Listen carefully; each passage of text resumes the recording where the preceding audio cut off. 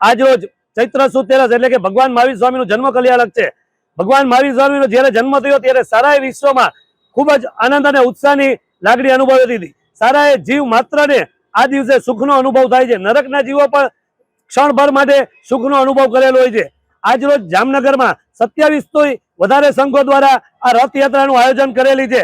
આ રથયાત્રામાં ઇન્દ્રધજા તેમજ બેડાવાળા બહેનો 15 જેટલી ઊંટગાડીઓ તેમજ 4 બગીઓ તેમજ 4 અંદર કેરેક્ટર રાખેલા છે કે જેમાં લંબુ છે, મંકી છે, મિકી માઉસ છે, ડોરેમન છે, સાથે 2 ભગવાનના રથયાત્રાઓ તેમજ હજારોની સંખ્યામાં ભાઈઓ તથા બહેનો રથયાત્રામાં જોડાયેલો છે।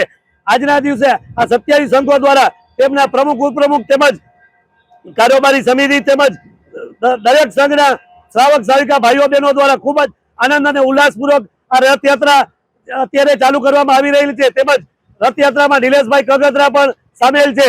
આ સમગ્ર આયોજન ખૂબ જ ધામધૂમપૂર્વક અને ઉલ્લાસપૂર્વક કરવામાં આવેલ છે। આજે મહાવીર સ્વામી ભગવાનનો મુખ્ય સંદેશ અહિંસા પરમો ધર્મ, જીવો અને જીવાદો, દરેક જીવને જીવવાનો અધિકાર છે એવો આ સંદેશ છે। તેમજ સાથે અનુકંપા, અમારે રથયાત્રામાં પચવાડે અનુકંપા પણ સાથે રાખેલ છે। જય જિનેન્દ્ર।